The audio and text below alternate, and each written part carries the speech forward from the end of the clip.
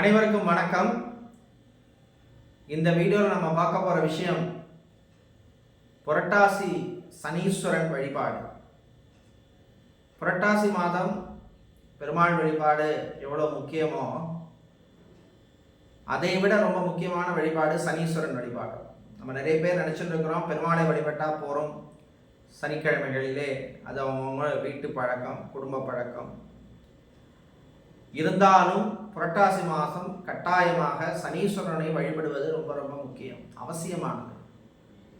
சனீஸ்வரனுக்குரிய மாதம் புரட்டாசி மாதம்.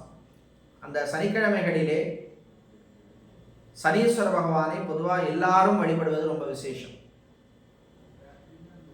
சனீஸ்வரன் இருக்கிற கிரகங்களிலே ரொம்ப பலம் மிக்கவர் அப்படிங்கிறது உங்களுக்கு எல்லாருக்குமே தெரியும். அதே மாதிரி அவர் என்ன பரிகாரம் பண்ணாலும் அவரை திருப்திப்படுத்துறது ரொம்ப கஷ்டம். அதனால நம்ம என்னதான் சிவனை கும்பிட்டாலும், பெருமாளை கும்பிட்டாலும், விநாயகரை கும்பிட்டாலும் அவருக்கு பண்ண வேண்டியதை பண்ணி ஆகணும்.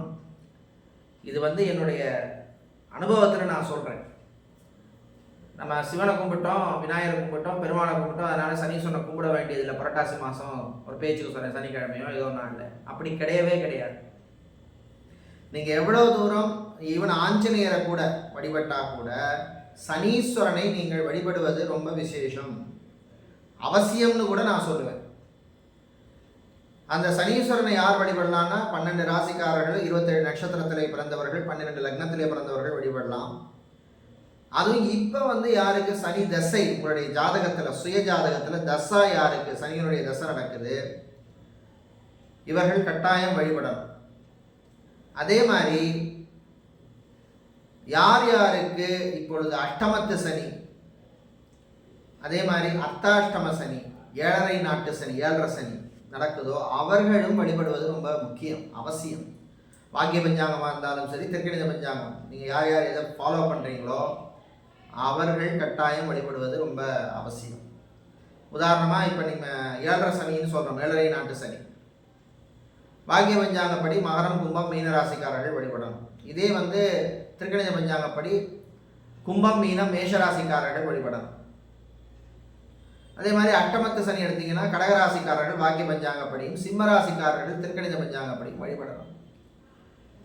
அதே மாதிரி விருச்சிக ராசிக்காரர்கள் பாக்கிய பஞ்சாங்கப்படி அர்த்தாஷ்டம சனி. அதே மாதிரி தனுசு ராசிக்கு திருக்கணித பஞ்சாங்கப்படி அர்த்தாஷ்டம சனி. ஸோ இந்த ராசிக்காரர்கள் பாக்கியமோ திருக்கணிதமோ நீங்கள் எதை ஃபாலோ பண்ணுறீங்களோ அதுபடி உங்கள் ராசிக்கு ஏற்றபடி நீங்கள் சனீஸ்வர பகவானை வழிபடுவது ரொம்ப ரொம்ப ரொம்ப நல்லது. அவரை திருப்திப்படுத்துறதுக்கு சனிக்கிழமைகளிலே சனீஸ்வரன் நவகிரகத்திலே சனீஸ்வரனை நீங்கள் ஒன்று அர்ச்சனை செய்து வழிபடலாம். உங்களுடைய பேர் நட்சத்திரம் சொல்லி, சாமி பேருக்கெல்லாம் செய்யக்கூடாது. நிறைய பேர் கோவில்களில் செய்கிற தப்பு என்னென்னா போயிட்டு சாமி பேரில் பண்ணுங்கம்பாங்க. சாமி பேரில் பண்ண தேவைய அவசியமே கிடையாது, நமக்கு தான் பண்ணணும், சாமிக்கு பண்ண வேண்டிய அவசியம் கிடையாது. ஸோ அதனால் சாமி பேரில் இல்லாமல் உங்களுடைய குலமோ கோத்திரமோ தெரிந்தால் அதை சொல்லி, உங்களுடைய நட்சத்திரம் ராசி சொல்லி, உங்கள் பேரை சொல்லி, யார் யாருக்கு இந்த சனியினுடைய பாதிப்பு இருக்கோ அவர்கள் அர்ச்சனை செய்யலாம். கருப்பு நிற வஸ்திரம் பட்டு சாத்தி அர்ச்சனை பண்ணலாம். அதே மாதிரி நல்லெண்ணெய் தீபம், நெய் தீபம் கிடையாது, நல்லெண்ணெய் தீபம் ஏற்றி வழிபடலாம். ஒரு தீபம் இல்லைன்னா 3 தீபம் ஏற்றி வழிபடலாம். இல்லைன்னா கருப்பு துணியில் எள்ளு கட்டி எள்ளு தீபம் அதில் நல்லெண்ணெயில் ஏற்றி வழிபடலாம். அடுத்தது சனீஸ்வர பகவானுக்கு கோவிலில் கூப்பிட்டுட்டு வீட்டில் அன்னைக்கு மதியம் சாப்பிட்றதுக்கு முன்னாடி காகத்துக்கு எள்ளும் சாதமும் கலந்த சாதத்தை, எள்ளு சாதத்தை சாப்பிட கொடுக்கலாம். அதே மாதிரி கோவில்லையும் எள்ளு சாதம் நைவேத்தியம் பண்ணுறது விசேஷம். அதுக்காக கடையில் விற்கிற எள்ளுருண்டையை வாங்கி நைவேத்தியம் பண்ணாதீங்க. அப்படி தான் நிறைய இடங்களில் இப்போ நடந்துட்டு இருக்கு, பார்த்துருக்கு. அதில் எந்த பிரயோஜனமும் கிடையாது. இந்த சாக்லேட் வாங்கி சாமியில் கும்பிட்டு போகிற மாதிரி தான். அதனால் எள்ளுருண்டையெல்லாம் வாங்கி வைக்காதீங்க. வேணா உங்கள் வீட்டில் எள்ளுருண்டையை பண்ணி சுத்தமாக பண்ணி வச்சா பலனே தவிர கடையில் விற்கிற எள்ளுருண்டையோ கடையில் விற்கிற பொருளை கொண்டு வைக்கிறதுல எந்த பிரயோஜனம் கிடையாது. அதுக்கு நீங்கள் பண்ணுறதுக்கு பண்ணாமே இருக்கலாம் அப்படிங்கிறத நான் சொல்ல விரும்புகிறேன். அதனால் இதை பண்ணிட்டு வாங்க.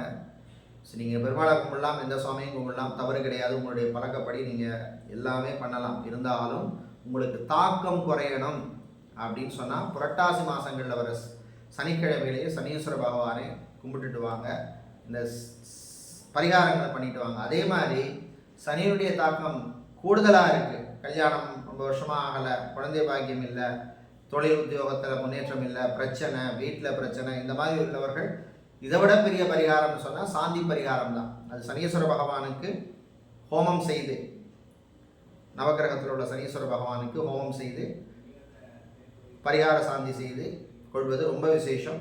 நம்மளுடைய கஸ்டமருக்கு எத்தனை பேருக்கு நாங்கள் பண்ணியிருக்கோம். போன வருஷம் கூட ஒரு 3 பேருக்கு பண்ணோம். இந்த வருஷம் இதுவரை 2 பேருக்கு புக் ஆகிருக்கு, இன்னும் 2 பேருக்கு பண்ண போகிறோம். ஸோ 4 பேருக்கு இந்த முறை சனீஸ்வர சாந்தி பரிகாரம் அவங்களுடைய வீட்டில் பண்ணுறோம். ஒருத்தருக்கு ஹோமத்தில் கோவிலில் பண்ணுறோம், ஒருத்தருக்கு வீட்டில் பண்ணுறோம். இன்னும் 2 பேருக்கும் ஒருத்தருக்கு வீட்டில், இன்னொரு கோவிலில் பண்ணுறோம். ஸோ இப்படி இந்த சாந்தி பரிகாரத்தை பண்ணிக்கிறது விசேஷம். ஸோ அது முடிந்தவர்கள் அது பண்ணலாம், இல்லாதவர்கள் முடியாதவர்கள் இந்த கோவிலில் போயிட்டு இந்த பரிகாரத்தை பண்ணுங்கள். நிச்சயமாக சனீஸ்வரனுடைய அருள் உங்களுக்கு கிடைக்கும். நன்றி, மீண்டும் சந்திப்போம்.